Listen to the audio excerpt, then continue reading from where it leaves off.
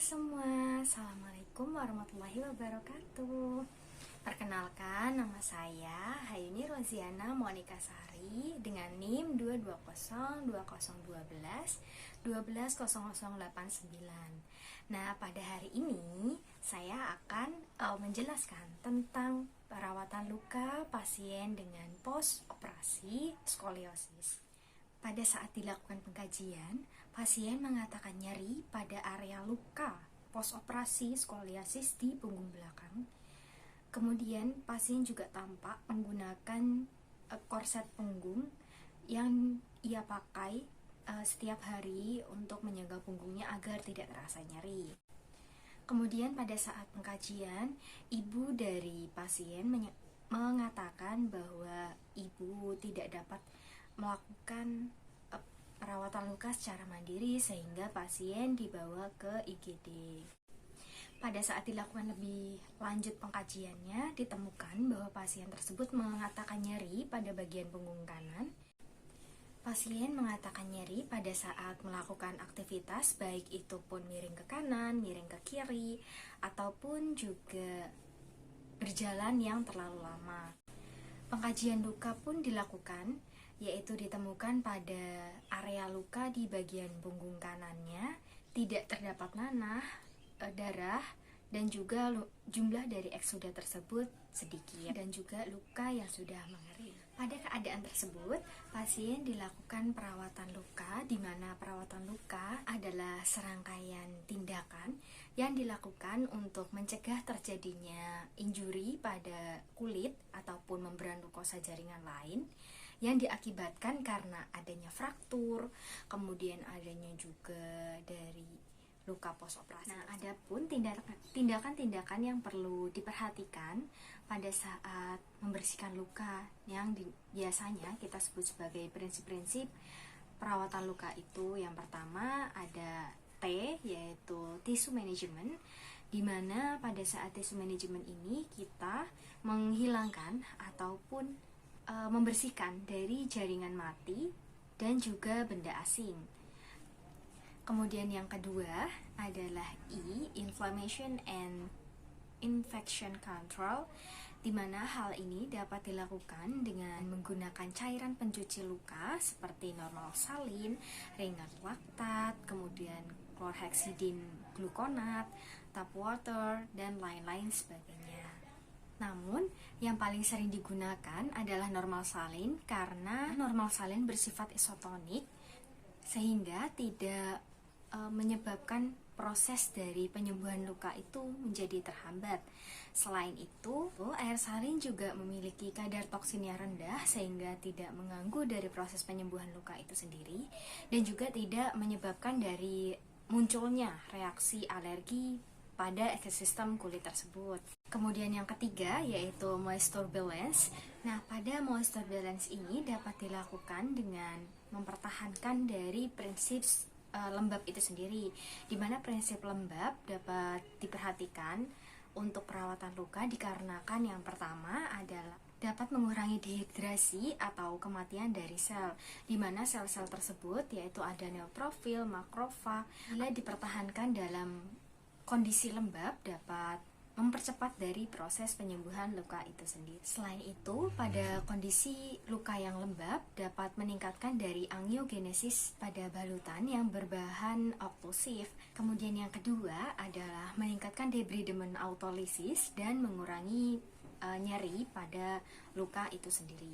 Prinsip lembab pada saat perawatan luka dapat mengurangi nyeri karena enzim proteolitik dibawa ke luka tersebut dan melindungi dari ujung saraf pada luka sehingga menghilangi atau bahkan dapat mengurangi nyeri yang dirasakan oleh pasien dengan luka. Dan yang ketiga, prinsip lembab itu dapat meningkatkan proses reepitelisasi pada luka yang lebar dan dalam.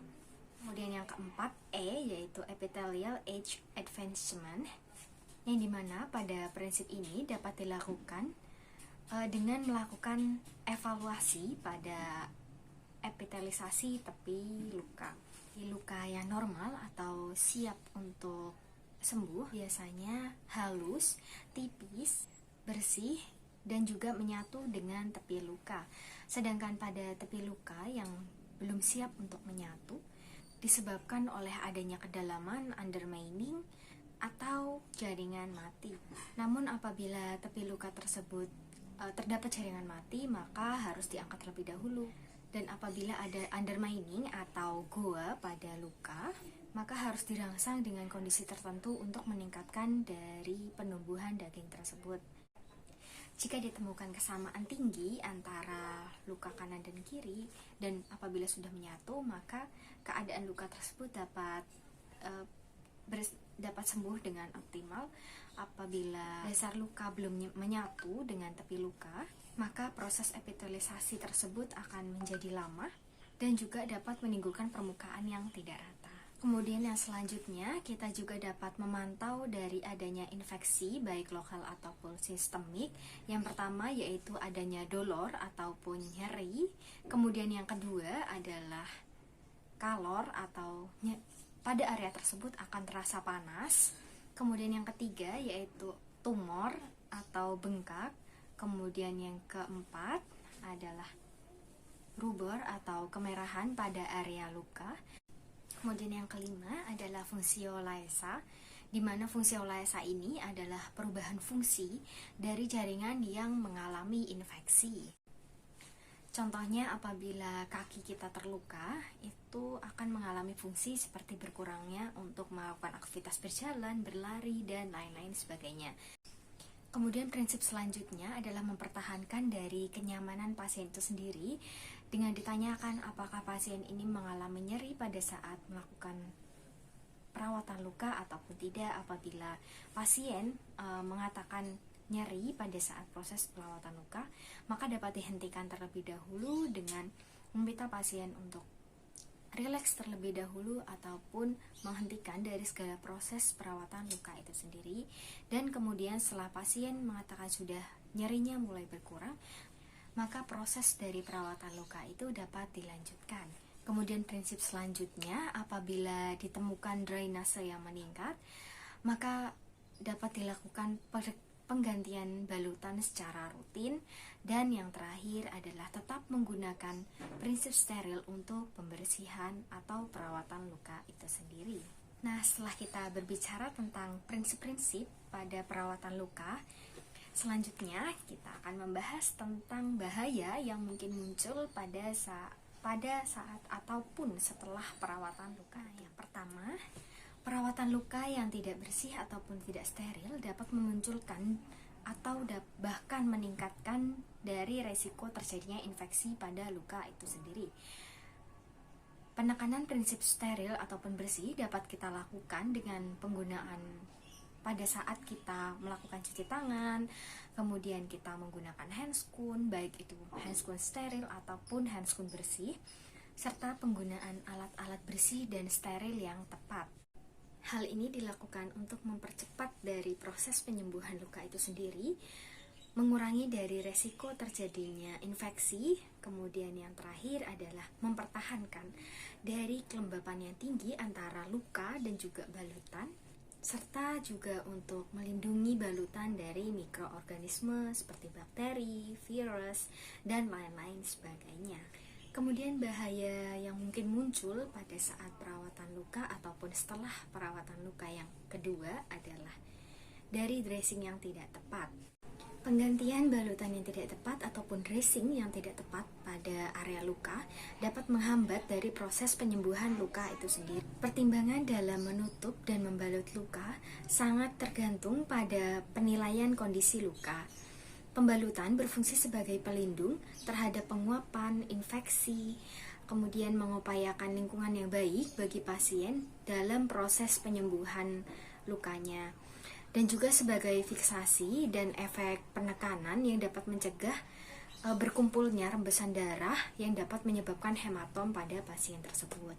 Apabila balutan tersebut tidak sesuai dengan kondisi ataupun keadaan luka, maka dapat menghambat dari proses penyembuhan luka itu sendiri.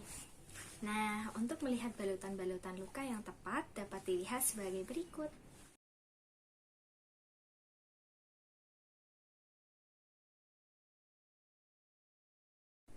Nah, Nah, sekarang teman-teman sudah paham kan tentang perawatan luka itu apa, prinsipnya seperti apa, dan juga bahaya yang mungkin muncul pada saat perawatan luka ataupun setelah perawatan luka. Nah, sekarang kita sama-sama yuk melakukan prinsip perawatan luka yang baik agar proses penyembuhan luka itu dapat dipercepat pada pasien dengan luka, baik itu luka operasi ataupun dengan luka akut dan kronik lainnya. Nah, sekian informasi yang bisa saya berikan kepada teman-teman, semoga bermanfaat ya.